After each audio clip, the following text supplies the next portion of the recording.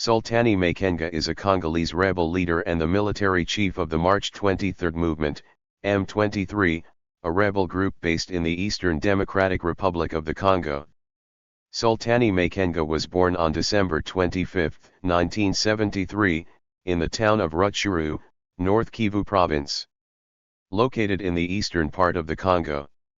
He is an ethnic Tutsi. He joined the Rwandan Patriotic Front, RPF, in 1990 and fought in the Rwandan Civil War. Makenga also took part in several Congolese conflicts during the mid-1990s and 2000s, including the First and Second Congo Wars, and the CNDP rebellion that occurred during the first phases of the Kivu conflict. Sanctions were introduced against him by the United Nations Security Council in November 2012. This was quickly followed by further sanctions from the United States for recruiting of child soldiers. He has denied that M23 used child soldiers, characterizing the accusations from those such as Human Rights Watch as propaganda. He has denied accusations that the M23 rebellion is backed by Rwanda. His faction of the M23 has clashed with those loyal to its political leader, Jean-Marie Rudimentary. In May 2013, the M23 clashed with FARC, armed forces of the Democratic Republic of the Congo, and there were rumors that Makenga was badly wounded. On November 7, 2013, after the M23 triumphed, the Congolese military backed by the UNFIB, Force Intervention Brigade, Makenga decided to retreat with hundreds of M23 fighters in Gahinga National Park, Uganda. He and his troops were held in a secret location. In November 2016, Makenga left a demobilization camp in Uganda, and his whereabouts became unknown. In early 2017, he tried to restart a guerrilla war in the DRC with 200 men and succeeded, and some of his former militants were even hired by the Congolese government to crush protests. According to a 2024 report from the Union Group of Experts, he was traveling to Uganda and received active support for the M23 from the Ugandan military. In August 2024, Makenga was sentenced to death in absentia by a Congolese military court. Sultani Emmanuel Makenga is military commander of the M23 rebel group in the Democratic Republic of the Congo. His family is from the Mujigwa subgroup of the Tutsi community. He grew up near the border with Uganda and Rwanda.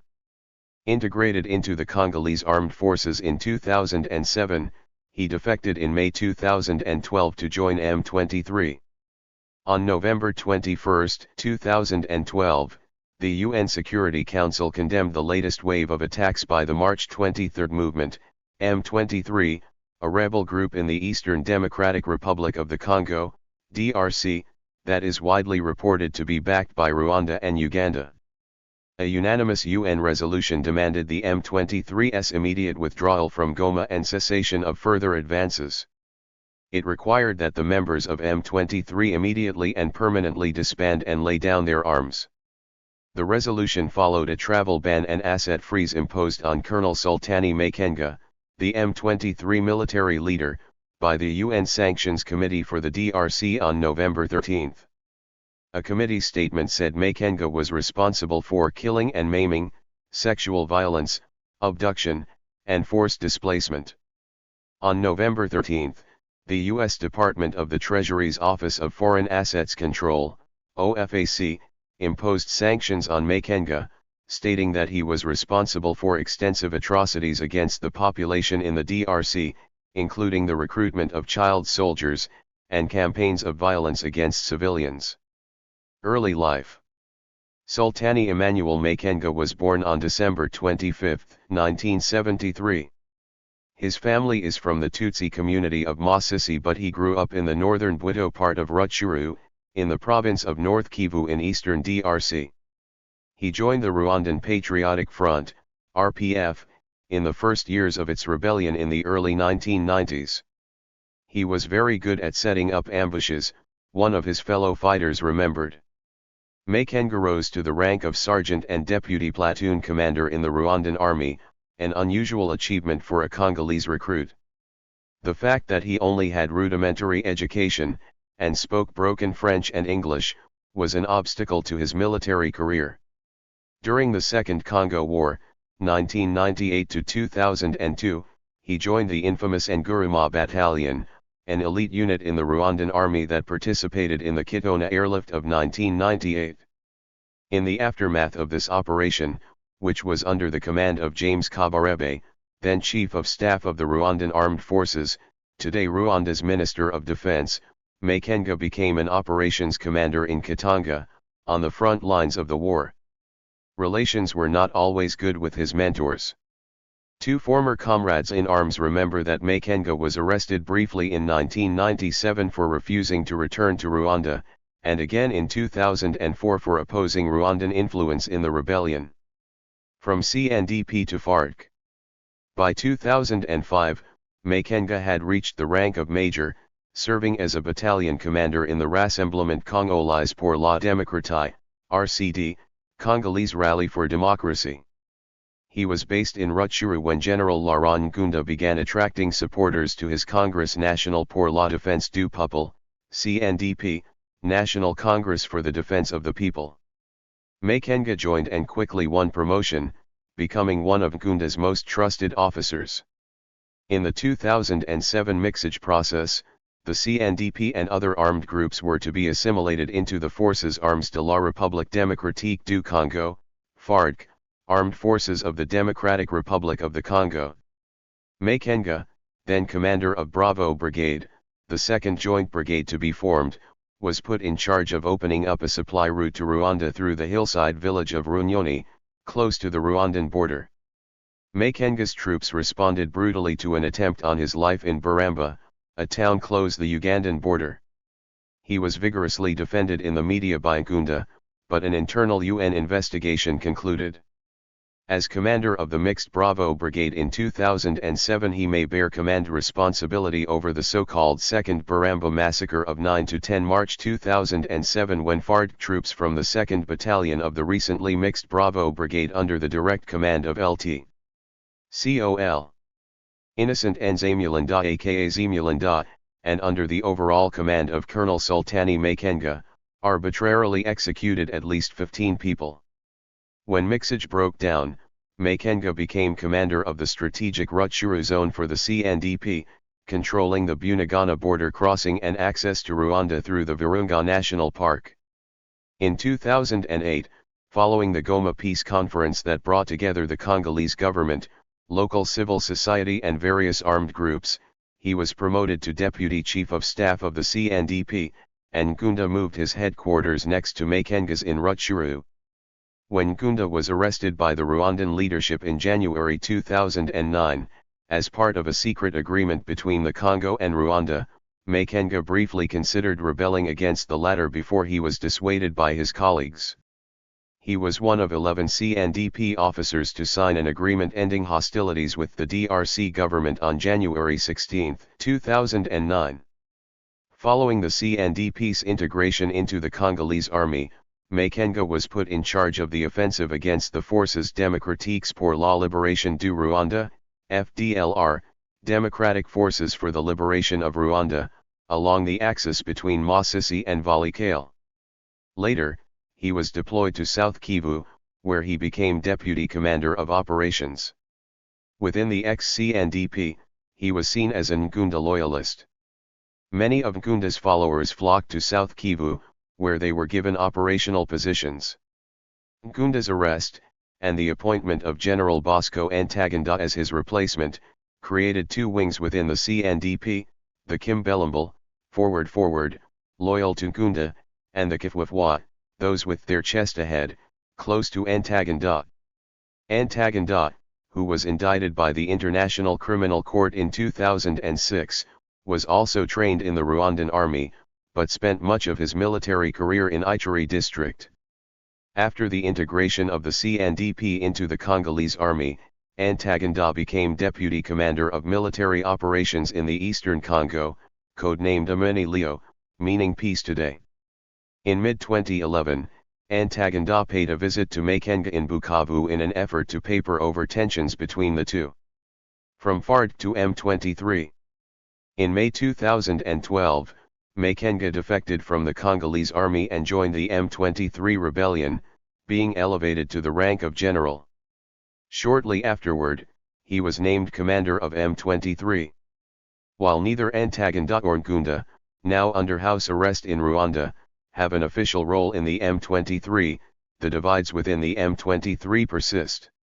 In late November 2012, Baudouin Nguruye, an Ntaganda loyalist, was also promoted to the rank of general and deputy commander of the M23, a move perceived by Makenga as competition.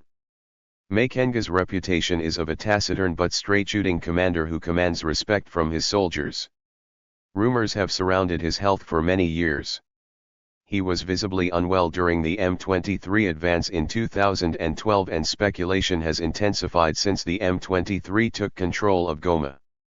The origins of this complex conflict can be understood through the story of one man, M23 leader Sultani Makenga, who is the subject of various war crime allegations. He is sanctioned by the US of using child soldiers, which he has denied. The UN has accused him of being responsible for sexual violence. To go back through Makenga's life so far is to look into decades of warfare, intermittent foreign intervention and the persistent lure of DR Congo's rich mineral resources. His life began on Christmas Day in 1973, when he was born in the lush Congolese town of Masisi. Raised by parents of the Tutsi ethnic group, Makenga quit school at the age of 17 to join a Tutsi rebel outfit across the border in Rwanda.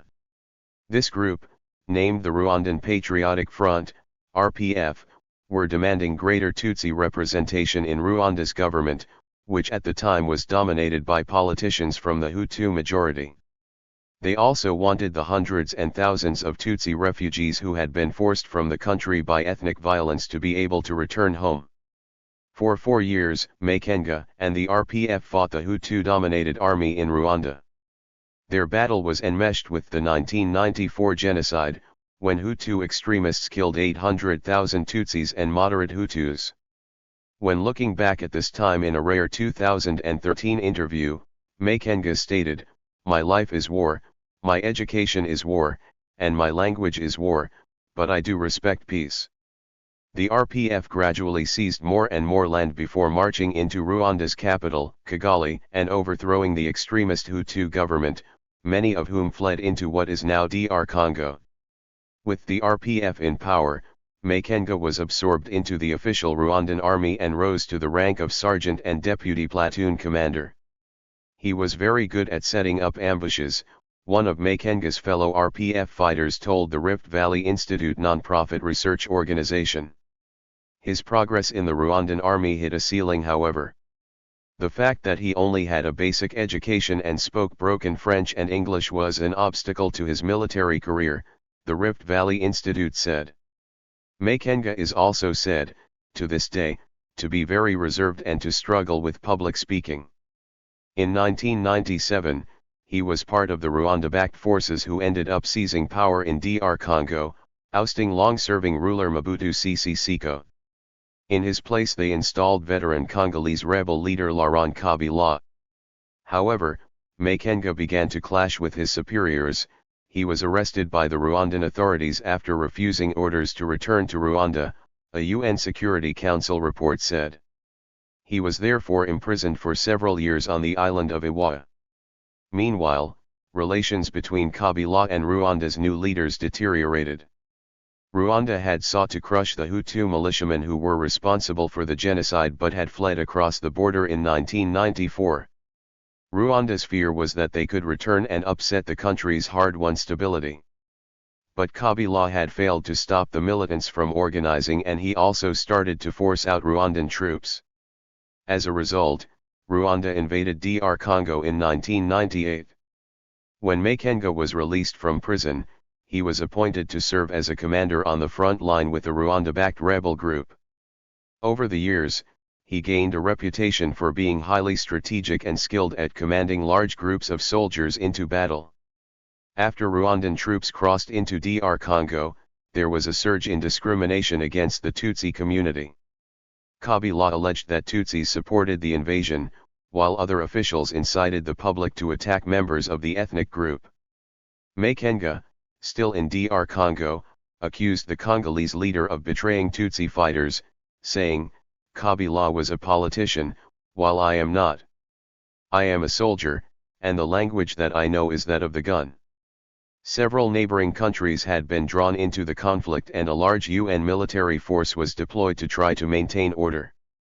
More than 5 million people are believed to have died in the war and its aftermath, mostly from starvation or disease.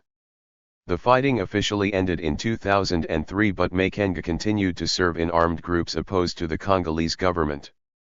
In the spirit of reconciliation, Tutsi rebels like Makenga were eventually amalgamated into the Congolese government's armed forces, in a process called mixage. But the political sands in DR Congo are ever shifting. Makenga eventually defected from the army to join the rising M23 rebellion.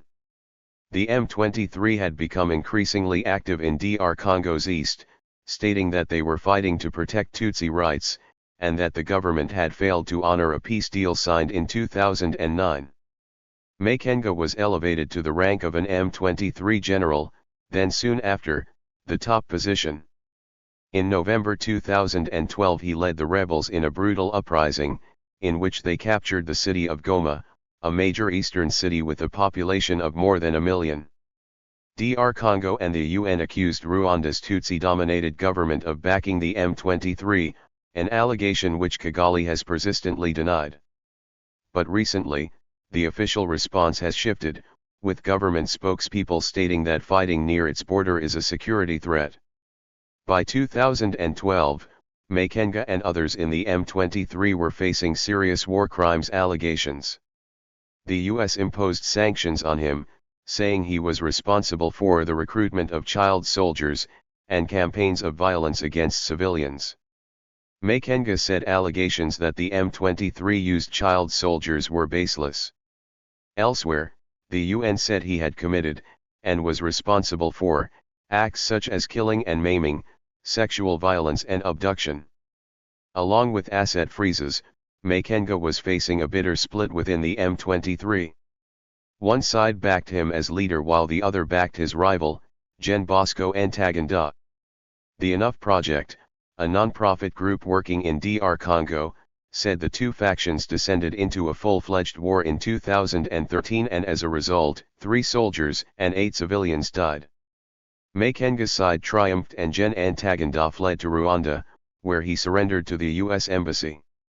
Nicknamed the Terminator for his ruthlessness, Gen Ntaganda was eventually sentenced by the International Criminal Court, ICC, to 30 years for war crimes.